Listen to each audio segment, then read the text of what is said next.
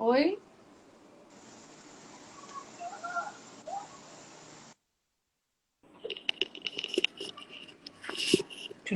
Oi, doutora Débora, tudo bem? Oi, tudo bem? Tá conseguindo me ouvir? Eu tô, mas o pessoal acha que não. Eu pensei em sair e voltar. Perguntar, perguntar se eles estão te ouvindo. Então, Tem como abaixar um pouquinho para eu ver o seu rosto? eu vou abaixar aqui. Ai, conseguiram ouvir? Estão conseguindo me ouvir agora? Agora sim. Ai, que bom. Falei pra caramba antes de você chegar. É, não E, tava dando pra ouvir. meu Deus. Repete então alguma coisa, São, né? são coisas que acontecem, coisas de internet. Então, eu estava falando antes de você chegar sobre, assim, qual é o tema da nossa live, que a gente vai falar de relacionamentos tóxicos na visão da Uhum. psicologia e da psiquiatria. Esse tema me acompanha há muitos anos. Eu gosto de estudar esse tema, eu estudo esse tema desde 96, 97. Mas eu vejo que agora está aumentando muito os casos de feminicídio, ou então de pessoas que estão buscando, pelo menos, suporte, pessoas que estão conseguindo denunciar. Então, a gente Uhum. quer falar sobre o que leva, mais ou menos, uma pessoa a buscar relacionamentos tóxicos e, uma vez dentro deles, o que leva a pessoa a não conseguir sair. Porque antigamente tinha muito, talvez tinha até mais relacionamentos tóxicos do que hoje em dia. Só que as mulheres, principalmente, achavam que, não, é assim mesmo. Ah, não, ele tá Normal, né? nervoso. Ah, é traição, mas tá com as outras da rua. Eu que sou a da casa, entendeu? Tinha muito essa questão até moralista, machista, da mulher ter que Cultural, aceitar né? tudo. Então, hoje está falando muito de relacionamento tóxico, mas ele existe há muitos e muitos anos. Há muito tempo, muito tempo. Talvez desde a Uhum. época dos nossos bisavós. E hoje eu quero fazer um trabalho, eu estou fazendo essa sequência de live, já fiz com o doutor Fábio, advogado, estou fazendo com você, que é médica psiquiátrica, quero fazer com neurologista, quero fazer com outros profissionais, para que a gente tenha um trabalho de psicoeducação, para que a gente consiga se conhecer e conhecer o outro e até perceber os sinais antes da gente estar tão envolvida emocionalmente, para que a gente possa sair da relação ou nem sequer entrar, e isso vai fazer bem para a gente e para o outro. Por que para o outro? Porque se a gente tem pessoas que são tóxicas e essas pessoas conseguem encontrar outras que aceitam, nem eles mesmos vão poder deixar de ser tóxicos. Porque sempre Sim, vai ter nem algum eles que vão buscar ajuda, né? não vão procurar ajuda, porque de certa forma é uma retroalimentação. Uhum. Eu alimento a minha dependência, ele alimenta a codependência dele, eu alimento permitir ser abusada, ele alimenta poder abusar à vontade, porque não tem um não, não tem uma interdição. Então, o meu trabalho, eu tenho esse desejo de fazer um trabalho de, de caráter informativo, educativo, porque tem gente também, Débora, que não consegue nem perceber que está numa relação abusiva, por exemplo. Tem tanto um jogo, um emaranhado mesmo emocional, um jogo com as palavras, com as atitudes, um jogo emocional ali, e a pessoa se encontra tão fragilizada emocionalmente que ela não consegue nem perceber que ela está num relacionamento abusivo. Você não Ela acha que concorda? isso é amor, né? Ela É, acha foi o que que isso é você falou. amor, ou até é amor, mas é um amor doentio. A pessoa precisa Uhum. reaprender a amar. E aí tem a ver com a história familiar. De repente, um homem agressivo provavelmente passou por muitas situações de agressão na infância, na adolescência. Viu o pai batendo na mãe, viu a mãe batendo no pai, viu brigas e brigas e brigas. Ele mesmo apanhou muito. Então, para ele, aquilo é amor, mas e pode ser de fato amor, mas que tipo de amor? De que forma se dá amor, se recebe amor? Isso também a gente trabalha em terapia. Tudo bem, você ama muito, por isso você aceita apanhar. Tudo bem, mas é esse tipo de amor que você quer para sua vida? Enfim. Então, assim, eu estou informando as pessoas que estão nos assistindo qual é a minha intenção e qual é o meu desejo, para que todo mundo consiga se relacionar de forma mais saudável. Inclusive o agressor, que muitas vezes a gente não fala dele, mas também é uma pessoa que sofreu muito e que a gente só oferece aquilo que a gente tem dentro da gente. Uma pessoa agredida, ela está muito agredida internamente. Não estou passando a mão na cabeça de agressor, mas a gente tem que falar de todos os lados. Né? Bem que também tem casos de psicopata que também já não tem mais jeito, né, doutor? Aí você vai poder falar melhor sobre isso. Tem Aham. psicopatas, sociopatas, narcisistas que aí já a gente já não consegue nem ter muitas ferramentas para trabalhar com eles, até na psiquiatria mesmo, né? Sim. Mas a gente Eu também gosto pode. também de falar muito desse tema, né? Foi o que a gente estava falando. Grande parte da minha formação, até antes mesmo da medicina, foi dependência química. Eu sempre gostei, e dependência química está muito associado com transtornos de dependência emocional, relacionamentos abusivos, então, Sim, e relacionamentos tóxicos. Então, é uma temática que sempre esteve perto de mim e é algo que eu gosto muito de estudar, por ter muito relação com a questão da dependência química, né? E à sim, medida que o tempo foi passando, realmente essa temática eu acho que está cada vez mais em voga, né? A gente que é mulher, a gente que viu as nossas avós, as nossas histórias das nossas bisavós e a história da nossa mãe. E eu acho que as mulheres agora tentam, né, buscar ajuda, buscar se informar. Então, eu gosto muito dessas lives de palestra, é algo muito que eu gosto de participar para informar mesmo. Porque, como você falou, às vezes a pessoa nem se dá conta de que ela é um abusivo, que ela é um abusador, que a outra pessoa não percebe que ela está num relacionamento abusivo, ela não percebe que ela tem uma dependência emocional, porque foi um pouco do que a gente estava discutindo antes, a questão do relacionamento tóxico, da dependência emocional. No relacionamento afetivo, homem-mulher, homem-homem ou mulher-mulher, ele vem muitas vezes com uma bagagem cultural, uma bagagem familiar. Então, muitas das vezes, a menina ou o homem, né, ele tem um relacionamento de dependência, de codependência com seus pais, e aí ele reproduz e procura uma pessoa, né, com a mesma forma de se relacionar. Então é algo muito que eu gosto de falar, porque, como você disse, a gente não está aqui como juíza e delegado ou polícia para prender ninguém. A gente vê uhum, as pessoas num contexto mais da saúde mental, de doença e como tratamento. Então eu também vejo o abusador muitas vezes como uma pessoa doente. E sim, minha irmã, coincidentemente, é da área de direito e ela estuda um pouco sobre isso, do que eu acho que tem mostrado que a Lei Maria da Penha no Brasil tem sido efetiva, né? Assim, ao longo do tempo tem melhorado efetivamente na prática, mas parece que os casos só aumentam, né? Principalmente nessa pandemia. Então eu acho que talvez está faltando um olhar sobre o abusador. Eu acho que só prender o abusador tem mostrado pela minha prática que isso não tem sido efetivo. Acho que faltam também estratégias, né, da saúde também entrar nesse meio, porque muitas vezes, como você disse, ele é agressivo porque ele já foi agredido, né? Então é a forma dele de se relacionar com o mundo. Então eu acredito sempre na restauração das pessoas e acredito que realmente se a pessoa quiser se tratar, ela pode melhorar, sim. a única coisa que eu sempre falo é assim, eu acredito na restauração das pessoas desde que não chegue a se tornar um psicopata. Eu não, caráter, a gente não muda.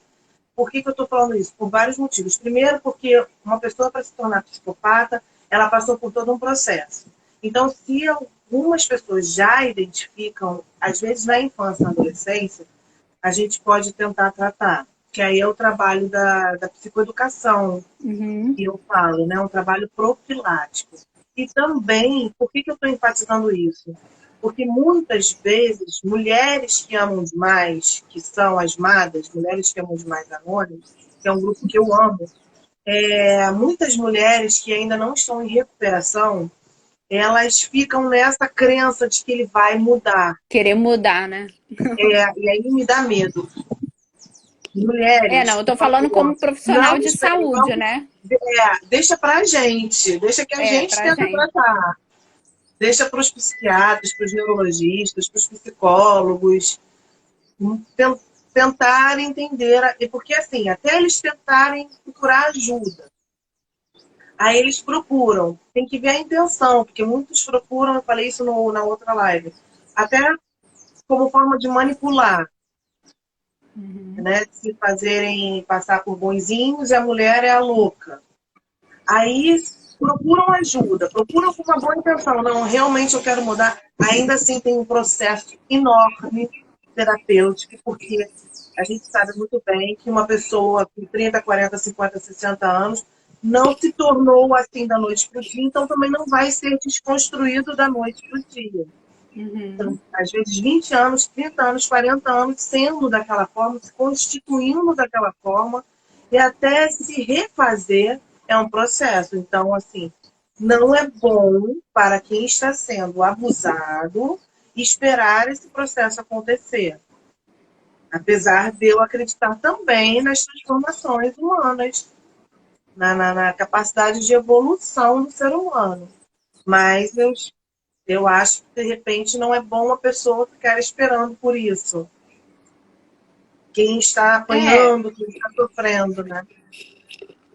por isso que é sempre bom quem a gente vai falar, alguém tá perguntando quais são os sinais, né? Eu acho que é importante talvez a gente já entrar um pouco no tema, mas se alguém daqui se identificar ou ver que alguém está passando por um relacionamento tóxico ou dependência emocional, buscar ajuda, né? Porque, como a Juliana falou, cada caso é um caso, né? Eu não tenho como dar aqui uma receita de bolo e falar, faça isso. Porque cada ser humano é único e cada ser humano tem um tempo de mudança, né? Como ela falou, e existem vários graus de relacionamento. Às vezes a pessoa está em risco de vida, então você não vai falar para a pessoa fica em casa esperando, porque às vezes está em risco de vida iminente, né? Então a gente tem visto isso, né? Da juíza que teve há alguns meses atrás aqui no Rio, né? Ela mesmo que provavelmente lidava com isso de alguma forma, acreditou, né, na mudança dele e deu no que deu. Então, acho que sempre buscar ajuda profissional. Mesmo a gente sendo psiquiatra e psicólogo, a gente também precisa de ajuda, né? Então, a gente também pode estar Sim, nessa situação, então não tem como a gente se ajudar. A gente tem que procurar ajuda para que alguém oriente a gente da melhor forma. sim, você falou, é exatamente isso. A juíza, por exemplo, que trabalhava com isso, precisou de ajuda, ela teve que ser escoltada por seguranças, e aí a filha Uhum. pediu para que isso não acontecesse com a manipulação do pai. A filha também Que foi ele não outra era ruim. vítima. Provavelmente essa filha vai precisar de terapia, enfim, acredito que vai precisar, acredito não, tenho A certeza culpa, que né? vai precisar, porque o pai, exatamente, pela culpa, o pai matou a própria mãe, e ela no meio disso, enfim. Então, o homem já manipulando ali para conseguir realizar aquilo que O ele ato, fez. né? Então foi algo premeditado e aí ele conseguiu convencer a filha, obviamente, envolvida emocionalmente com ambos, e nova, não tinha a sagacidade que de repente tem um adulto. Convenceu a mãe, que também se deixou levar pelo coração, porque minha filha está pedindo, e enfim, acabou morrendo. Então é isso que eu falo, a gente tem que prestar atenção nos sinais, a gente tem que, olha, a gente tem que acreditar muito no nosso instinto de preservação e muito na nossa intuição, até mesmo porque as pessoas que passam por relacionamentos tóxicos, elas sofrem praticamente uma lavagem cerebral e do tipo, eu sou maravilhoso, você que não presta, quem vai te querer como eu, quem vai te amar como eu, você vai ficar sozinha se você me largar. Mas foi você que errou, mas foi você que me fez mal, você que.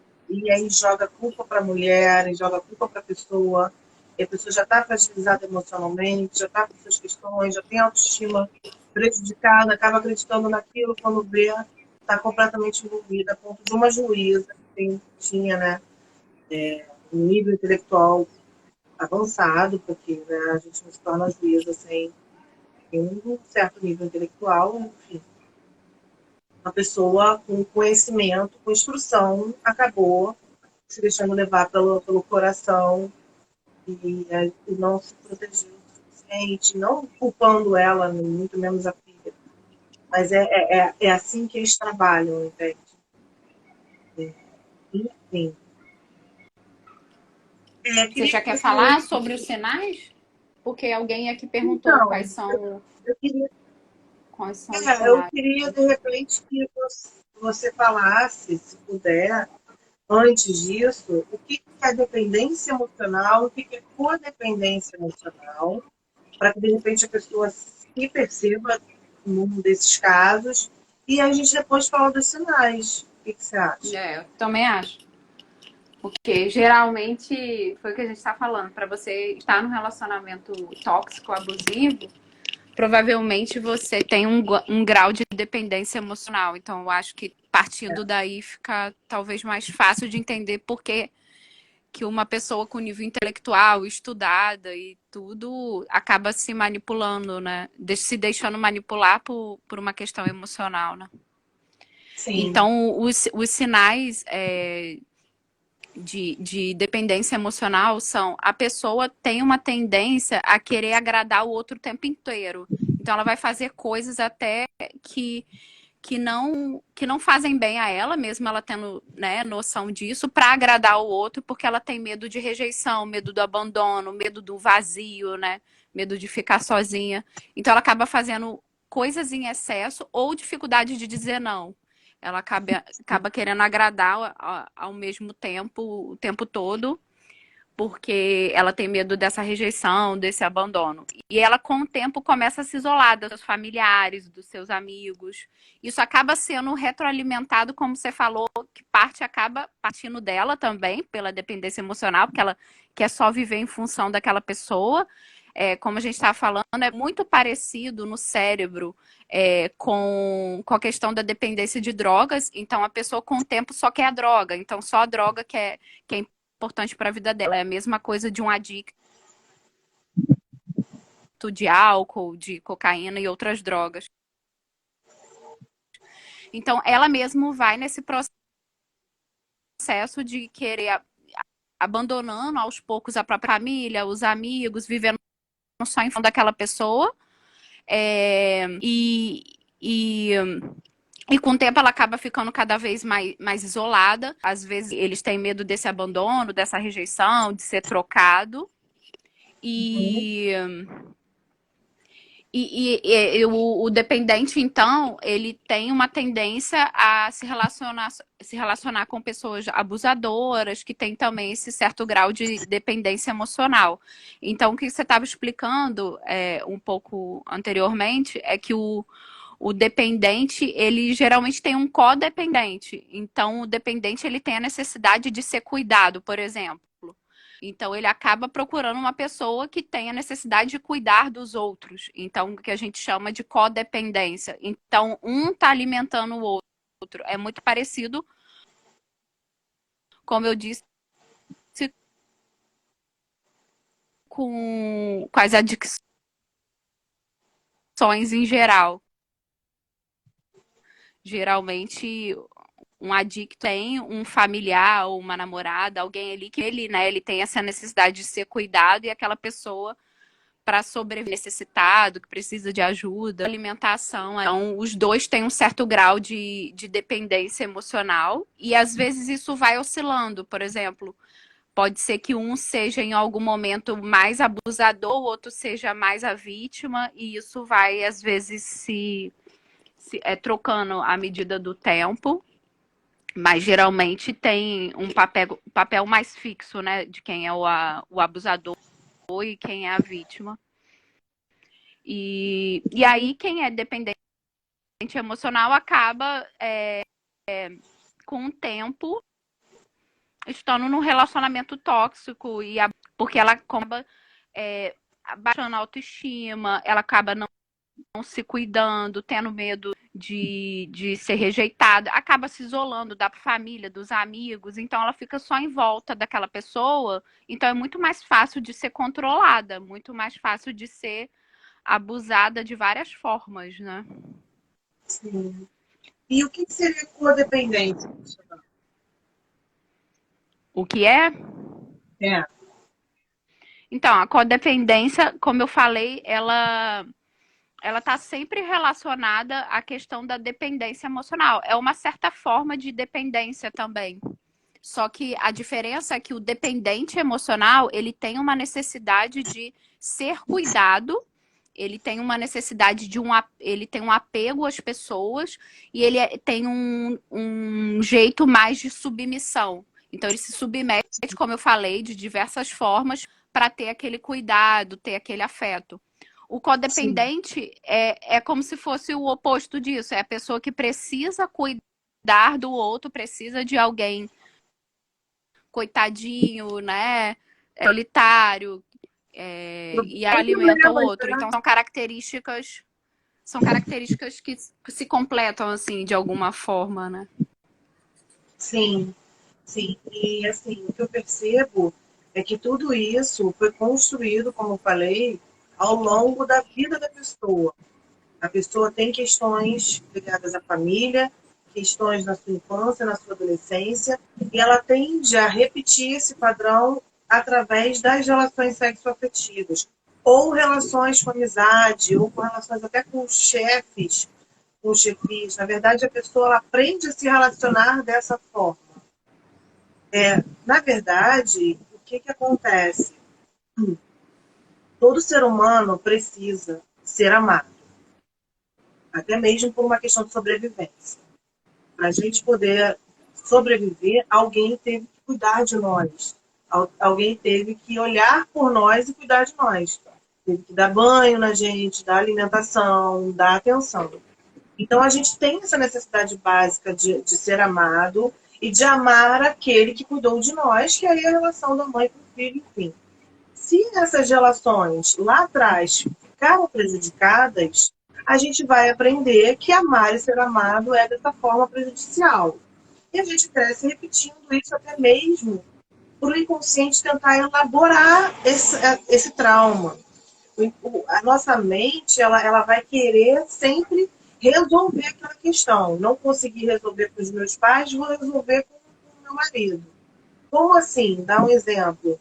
Geralmente, pais alcoólatras são dependentes, inclusive emocionalmente, acabam se relacionando com mães codependentes que ficam controlando, cerceando aquele homem e o filho está ali vendo aquele ciclo que você mesmo falou.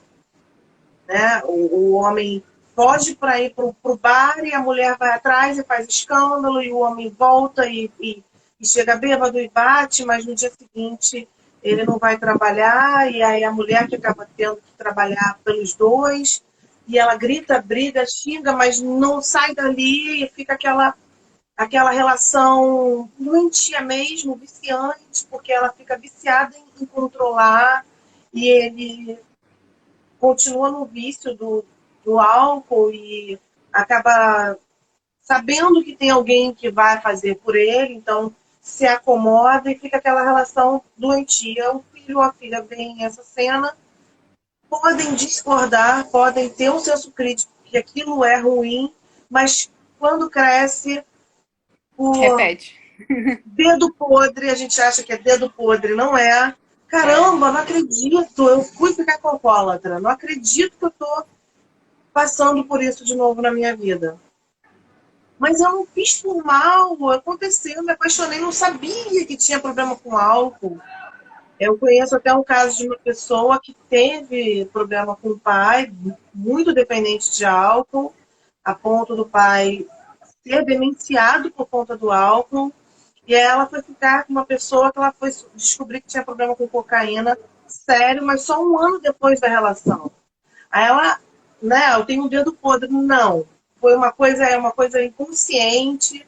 A gente pega os sinais para poder entrar naquela relação que dessa vez eu vou vencer esse trauma. Dessa vez a minha mãe não conseguiu segurar o meu pai em casa, o álcool ganhou, mas eu vou ganhar do álcool dessa vez. Então, se eu não conseguir, se minha mãe não conseguiu resolver com o meu pai, eu vou conseguir resolver com ele. E aí fica uma coisa viciante mesmo, né? Assim, eu vou vencer, não é nem eu vou conseguir ele, eu vou vencer isso.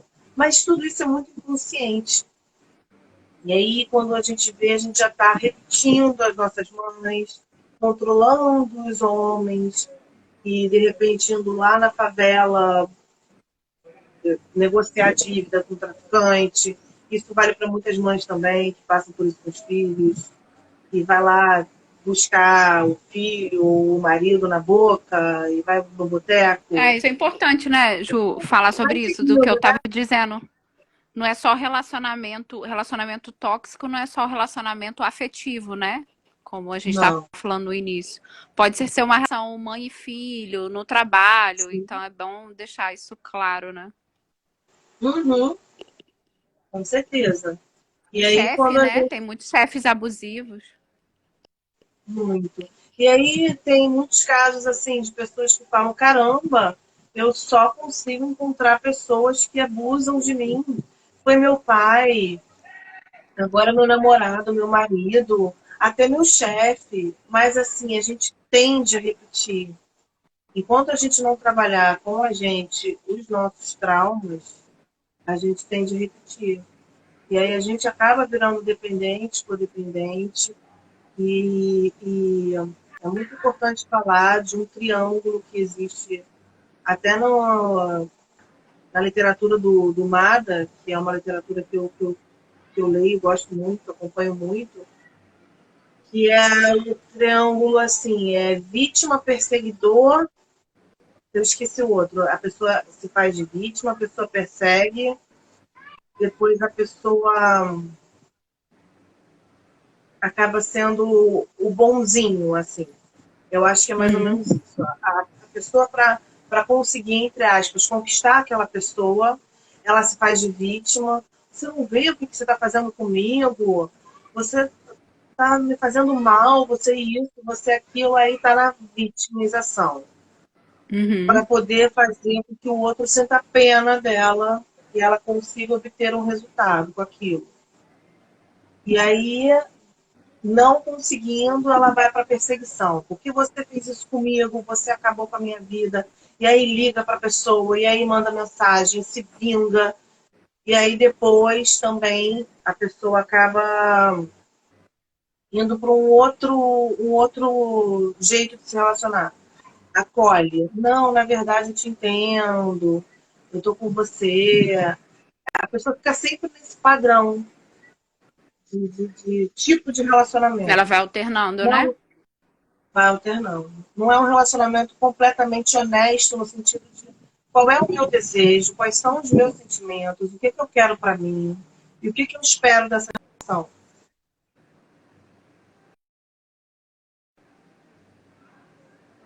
A raiva. Então eu vou me vitimizar, de repente. Eu estou com raiva, então eu vou perseguir. Então é sempre, para quem perguntou quais são os sinais, é sempre, na verdade, um relacionamento com base em jogos. Jogos afetivos, jogos emocionais. Manipulação, né? Manipulações de ambos, do dependente e do codependente. Né? O codependente geralmente é assim: nossa, mas eu fiz tudo por você, eu cuido de você, eu faço isso por você, eu faço aquilo por você, e você não está fazendo o que eu quero. É uma manipulação. Porque o codependente, na É. verdade, está cuidando porque ele quer. Ele pode não cuidar, mas ele não sabe fazer diferente. mas ele pode aprender. Então, não é porque ele está cuidando que o outro tem que fazer o que ele quer. Isso é uma manipulação.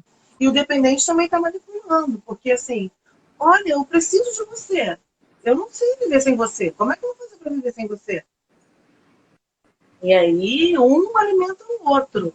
Na verdade, o dependente também sabe viver sem alguém. Eu acho que só um bebê não sabe viver sem aquela pessoa que cuida dele. Mas quando a gente atinge um nível de maturidade emocional, a gente sabe viver sem o outro. Né? As pessoas se vão, pessoas morrem, pessoas podem ir embora e aí a gente vai ter que aprender a viver sem aquela pessoa. Então, o dependente precisa aprender a viver sem o outro, não completamente isolado, porque ninguém vive isolado, e o codependente, ele pode sim não cuidar de todos o tempo todo. Mas o problema é que a pessoa não se acha capaz de receber amor de outra forma. O dependente, ele acha que ele só vai conseguir receber amor, aí é a história do amor, da eterna busca por amor. O dependente acha que ele só vai receber amor se ele for um coitadinho, se ele Se for ele for o a vítima, frágil, né? a vítima, porque de alguma forma ele ganhou muita atenção sendo vítima, em algum momento da vida. É aquela pessoa que ganha sendo deprimida, que ganha sendo doente. Não consegue sair da doença, porque sabe inconscientemente que vai lucrar emocionalmente com isso. Atenção, amor, carinho. E o codependente também. Ele acha que como ele Que não tem se sente, controle, né? Que tem tem controle controle, sobre o outro. como ele não se sente capaz de ser amado por ser quem ele acha que ele só vai conseguir ser amado fazendo. Uhum. Ele acha Dando que se coisa. ele não fizer mais nada por ninguém, ninguém mais vai dar atenção para ele. E aí entra o processo de terapia. Você consegue ser amado por ser quem você é? Quais são os seus valores? Como é que você se vê? Falei demais, doutora. Pode falar também um pouquinho aí. E não, aí completando que alguém tinha perguntado quais são os sinais do relacionamento abusivo, aí você falou, e aí um dependente emocional, como ele se coloca nessas situações de fazer pelo outro, né? De um ciúme doentio, de se isolar, ele acaba se colocando nessa posição um pouco mais de vítima, e aí vem o abusador, então tem mais força para controlar aquela pessoa, né? Então acaba tendo um controle emocional, como você falou, né, das emoções da pessoa, ou da própria vida, né? De você vai botar tal roupa, não vai, vai fazer tal curso, não vai, do controle financeiro. Então, um relacionamento abusivo também tem um controle financeiro da vida da pessoa, às vezes sexual, né? Se você vai fazer sexo tal hora ou de qual jeito a pessoa quer. E aí dessas manipulações também, né? A pessoa tá manipulando o tempo inteiro. Então é até difícil para a pessoa que tá ali naquele relacionamento perceber. Geralmente é alguém muito próximo, uma amiga muito próxima, um familiar, porque precisa ter um contato ali mais próximo para perceber que aquela pessoa tá num relacionamento abusivo, porque o abusador, ele é muito manipulador. Então é como você falou, ele vai jogando com as figuras. Então uma hora ele é o bonzinho, uma hora ele é um malzinho, mas geralmente ele não vai mostrar esse lado dele manipulador, verbalmente ou até fisicamente na frente, né? Isso às vezes vai ficar mais claro para pessoas que têm um convívio ali. Geralmente é uma amiga, alguém próximo que alerta que a pessoa tá tão ali, né, naquele relacionamento que a gente falou doentio de ambas as partes e um retroalimentando o outro, que é difícil enxergar. E além disso, além de ser difícil enxergar, muitas falam que tem vergonha, né, de pedir ajuda, vergonha de ir na delegacia, de falar com alguma amiga, porque ficam pensando como é que eu me deixei chegar nesse ponto, né?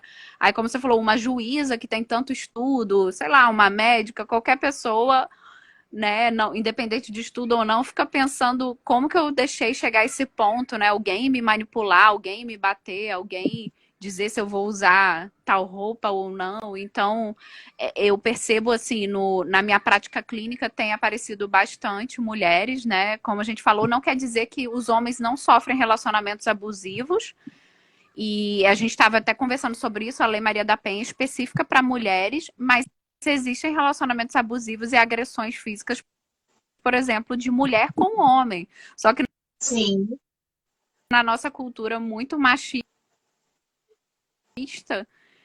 seria difícil um homem ter coragem de ir lá, se uma mulher às vezes não tem, de ir na delegacia, e também ser recebido, né? Provavelmente ele vai ser o debochar dele, então, do outro lado. E aí, o emocional, até patrimônio, a pessoa diz que a casa é minha, você não sai daqui. Até no meio da pandemia, relacionamento abusivo, e estava em cárcere privado há anos. Ela entrou tanto no jogo ali psicológico que ela não conseguia sair da casa de pedir ajuda, porque normalmente essas pessoas ameaçam a vida, né? E aí parece que ela teve algum insight que ela mandou um papelzinho, não sei como, chegou na delegacia e a polícia foi lá, abriu a porta e viu que ela estava em cárcere privado pela situação da casa, né? Então, assim, eu também queria falar sobre isso, assim, as pessoas julgam muito, né? Como dizia antigamente, mulher de malandro, volta porque tem quer, memória, gosta tem de memória. apanhar, ou É, gosta de apanhar, né? Assim, não julguem, porque pode ser qualquer um de nós. Pode ser do rico ao pobre, do inteligente àquela pessoa que não teve acesso ao estudo. Isso não são questões racionais, são questões emocionais que a gente traz das nossas relações familiares e muito antigas, assim, que vão perpetuando pela nossa família. E como a gente falou, geralmente o que a gente mais critica nos nossos pais, quando a gente vê adulto, a gente está fazendo igual. é, Então, são comportamentos que só numa terapia, só no acompanhamento mesmo individual ou em grupo. Tem muitos trabalhos que falam dessas dependências emocionais ou de drogas, adicções em gerais, do trabalho em grupo. Então, a gente acredita muito, a Juliana também, a gente trabalha muito os 12 passos na dependência química, ela falou do método Minnesota, da terapia cognitivo-comportamental. Então, isso também trabalhando em grupo tem uma resposta muito importante, porque em grupo o abusador vê o quão, né, ele está sendo mal para aquela pessoa, porque nem tudo que ele faz também é manipulação, né? Nem tudo é tão consciente assim, apesar de algumas vezes ser. Então, em grupo, ele sim, consegue ter noção, né, do quão mal ele está fazendo aquela pessoa e o dependente também emocional, a vítima também, as terapias de grupo que a gente falou, os MADA, né? Mulheres que amam demais, aí tem o ADA, homens que amam demais. Tem vários grupos como Alcoólicos Anônimos, só que cada um na sua compulsão, na sua adicção específica. E é, então, assim, só para fechar, antigamente era difícil na psiquiatria, não tinha ainda critérios diagnósticos bem definidos para o transtorno que a gente chama de transtorno de personalidade dependente. Aí saiu o último critério diagnóstico, que chama DSM-5, e aí incluiu alguns desses do que a gente estava falando. Então, para se tornar, né, fechar um diagnóstico para dependência emocional, tem que ter 5 critérios e 5 sintomas, que são entre esses que eu falei, de ter a tendência de sempre deixar o outro resolver para você. Então, o outro também tem sempre culpa se alguma coisa deu certo ou errado na sua vida. A pessoa já emenda um relacionamento no outro. Então, geralmente, essas pessoas dependentes emocionais não ficam sozinhos. Eles já logo vão procurar sim. um outro relacionamento, medo da rejeição, medo, como eu falei, de ficar sozinho, medo do abandono. Sempre colocam do outro uma forma de preencher esse vazio. São pessoas que têm. É até importante a gente falar sobre isso, já são 5h44, para a gente não deixar de dizer que muitas dessas pessoas, relacionamentos tóxicos, como a dependência emocional, têm comorbidades. Comorbidades são doenças prévias, que a gente chama na psiquiatria. Então, muitos deles têm transtornos de ansiedade, o borderline, que a gente chama, que é um transtorno que lembra um pouco o bipolar, tem mudanças de humor, o narcisista. O transtorno alimentar também tem essa tendência a buscar relacionamentos dependentes e tóxicos. E acaba, como a gente estava até conversando, eu e a Juliana, essas pessoas geralmente já têm algum transtorno e com o tempo daquele relacionamento tóxico acabam adoecendo até mais, né? Então, desenvolvendo até outras doenças ou piorando o seu quadro emocional, porque ficam várias marcas, né, físicas e principalmente de quem vive um relacionamento abusivo fala que o pior não são as marcas físicas, são as marcas emocionais, como a Juliana estava falando. Você não presta para nada, ninguém vai te querer, você é burra, você... E aí são palavras ali que ficam, que marcam e que vão gerando traumas naquela pessoa, né? Já ouvi muitos relatos de pessoas que sofreram relacionamentos abusivos que falam que as palavras ficaram muito mais gravadas na memória do que as agressões físicas. Até mesmo porque a pessoa ela é constantemente massacrada emocionalmente por aquela relação. E muito bom você ter falado dos transtornos, né? Geralmente pessoas mais ansiosas, mais fóbicas, mais depressivas, tendem a ser mais dependentes de relacionamentos, de alguém que cuide, aí ela acaba se relacionando com pessoas que não vão oferecer, porque isso também é muito importante falar, geralmente buscam pessoas justamente que não vão oferecer aquilo que ela de fato precisa, para poder justamente alimentar a doença, e a pessoa, ao invés de melhorar da depressão, ela só vai se afundando cada vez mais e ficando mais dependente, porque a pessoa depressiva ou panicada ou em pânico, ela não vai realmente conseguir ficar sozinha. E ela se alimenta mais daquilo e precisa cada vez mais daquela dose de relacionamento, porque acaba sendo um vício até físico mesmo, um relacionamento tóxico. E aí geralmente vai colar com pessoas talvez borderline, ou então são pessoas borderline, que acabam, né, dependendo muito do outro, porque o borderline não sabe lidar com crítica, com rejeição, com abandono. E quando se sente abandonado, ela tende a ficar mais desesperado do que o normal e acaba buscando mais ainda essa pessoa. E geralmente tem até estudos que falam que é muito comum encontrar um borderline vivendo uma relação tóxica com um narcisista, por exemplo, ou com um perverso, né, um psicopata. E o psicopata vê o borderline completamente fragilizado, entregue na mão dele. Aí o psicopata ameaça ir embora, porque ele sabe que é o desespero, que é o gatilho do borderline, é o medo do abandono.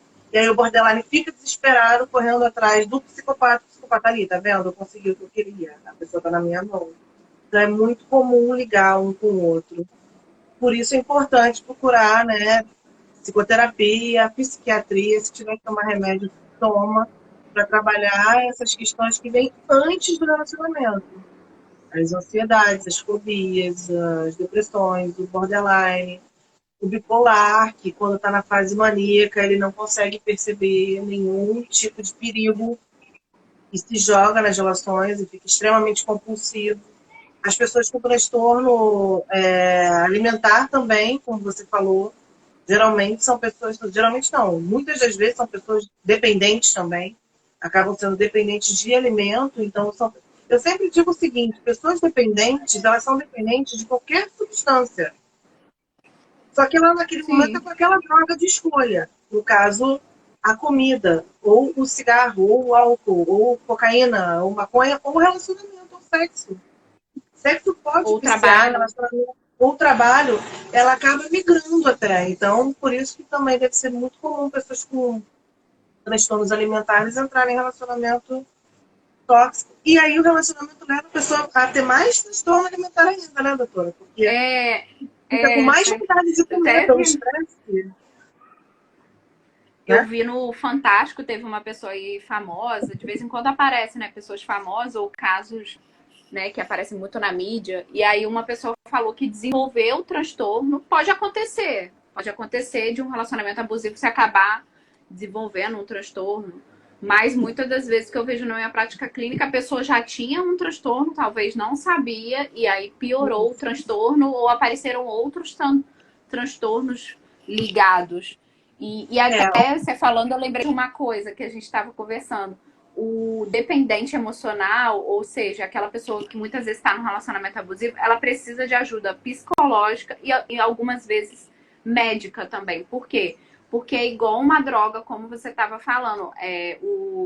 Não, a gente ainda não consegue, né, mostrar isso em exames, né? Ainda precisa muito de estudo sobre a questão de dependência emocional, porque, querendo ou não, ainda é um tabu, é uma questão cultural, né? Principalmente aqui no Brasil, na América Latina, tem essa coisa cultural, né, do machismo ainda, então precisa ainda de bastante estudo. Mas a gente consegue perceber na prática clínica, quando as pessoas tentam sair do relacionamento, elas começam a ter fissura e sintomas físicos igual um dependente químico que está com a falta da droga. Então, se ela termina o relacionamento, ela começa a ter insônia, pesadelo, sonha com a pessoa, começa a tremer, a piorar do quadro emocional, de depressão, ansiedade, tem crise de pânico. Então, a dependência emocional gera a fissura e as crises de abstinência parecido com a droga. Então, por isso que muitas vezes tem que ser medicado.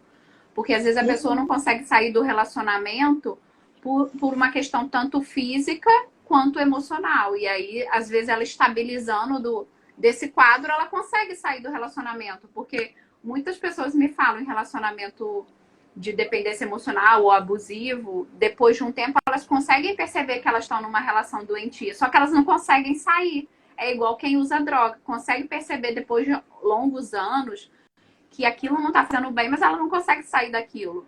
Então, com a medicação e com a psicoterapia, a pessoa consegue melhorar daquele quadro, então ela tem força para sair disso tudo e ficar bem, né? Então, muitas pessoas nesses quadros mais graves de dependência emocional, no final, estão muito doentes, muito fragilizadas e não conseguem sair.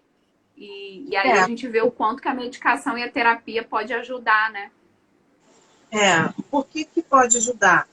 Porque, na verdade, a medicação entraria para equilibrar o cérebro, que está com problemas hormonais mesmo, porque deve estar com baixa serotonina, endorfina, noradrenalina, não sei, você pode falar até melhor.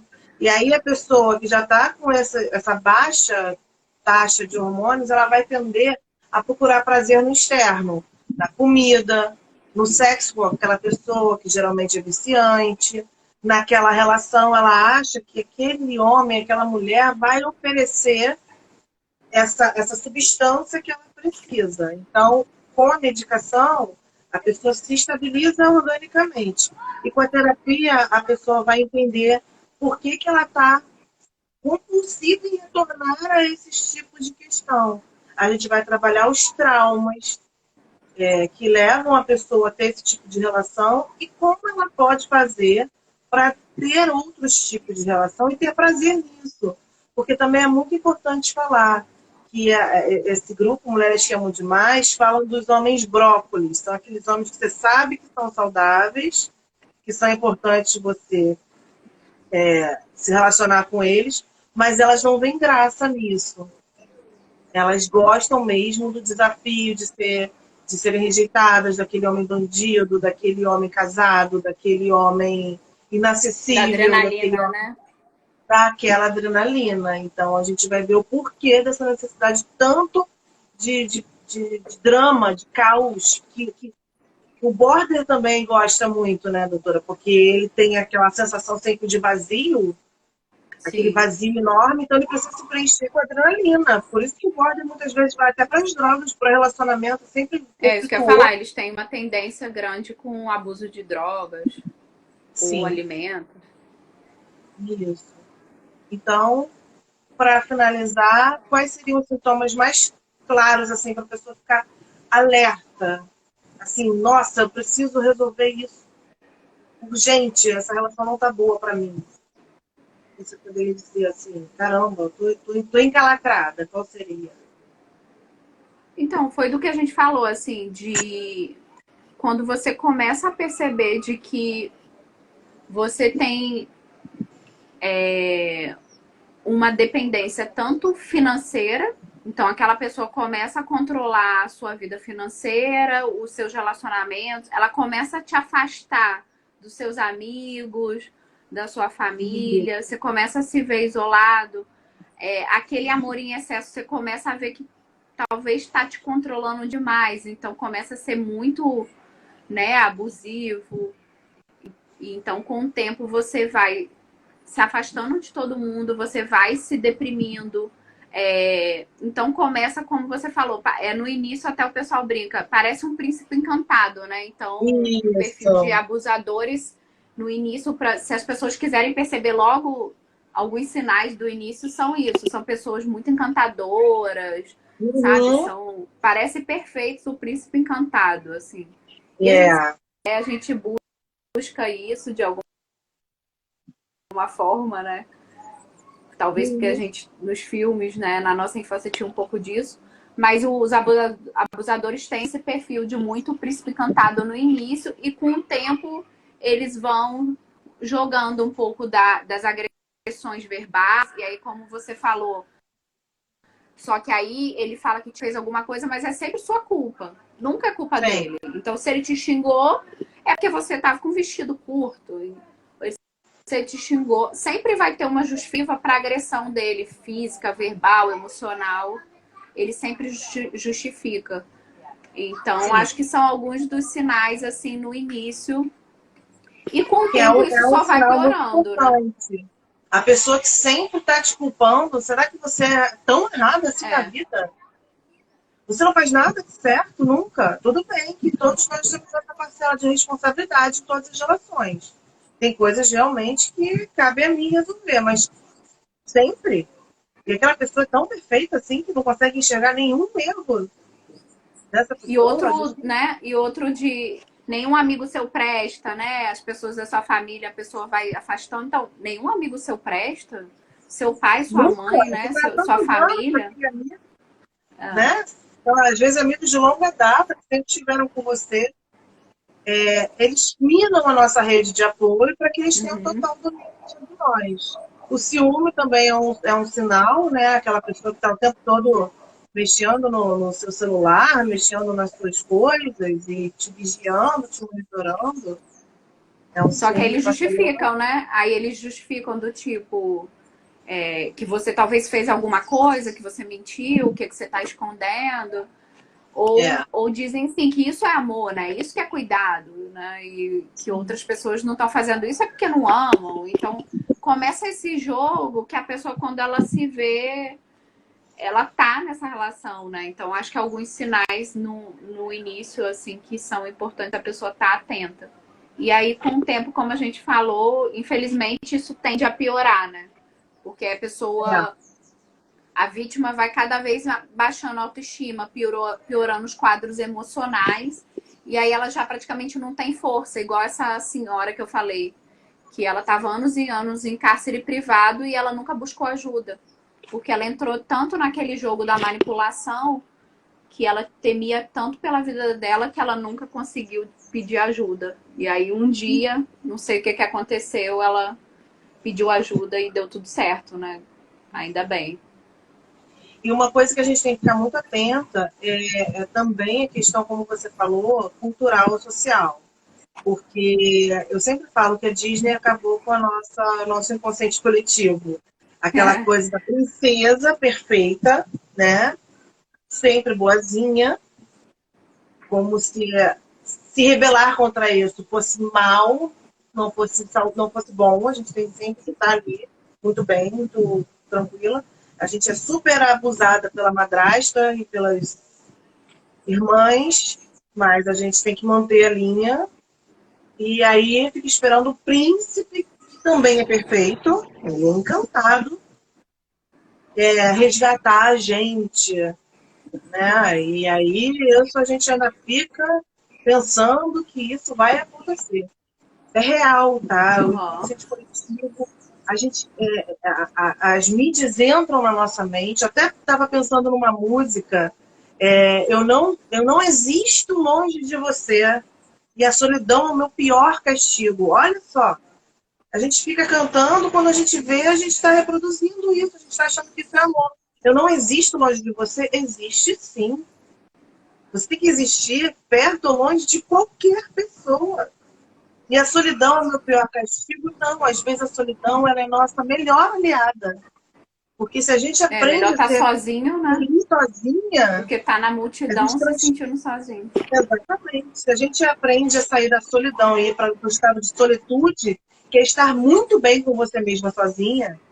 Ai, mas eu tô sozinha, então eu vou fazer minha unha, vou fazer uma sessão beleza, vou, sei lá, ler um livro, vou com uma música, vou Uhum. assistir o filme que eu quero assistir sem ninguém me incomodar. Enfim, você consegue ir sozinha para um lugar. Tem gente que não consegue ir sozinha na rua. Eu conheço casos de pessoas que não conseguem ir sozinha no mercado. Então, lute contra isso. O cérebro vai, em uma hora, entender que você é capaz.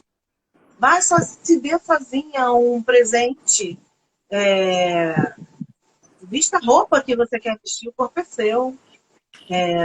Vá você no restaurante. Experimenta isso para sair da dependência. Experimenta ir num restaurante. Começa indo num restaurante, de repente, mais discreto, você vai ficar com vergonha. E, de repente, depois você vai sozinha num show. Agora não, porque a gente está em pandemia, mas depois, quando tudo acabar, que tomara que seja logo, vai no cinema sozinha. Tem muitos casos assim, a pessoa não vai não toma um café sozinha. Faça você um jantar especial para você mesma. A gente tem que aprender a ficar bem conosco. A gente nasce com a gente morre com a gente passa 24 horas do dia com a gente tem medo da gente. Então, isso é uma Sim. dica aí que eu deixo. Está acabando. Deixo com você. Falta quanto tempo, Ju? Faltam Falta 20 quanto tempo? segundos. 20 segundos. É, então, falar sobre isso, né? Porque a gente está no mês da mulher, e aí, como você disse, assim, a gente pensar mais na gente, né? Cuidar mais da gente. Porque quando a gente se vê num relacionamento de dependência ou abusivo, é porque se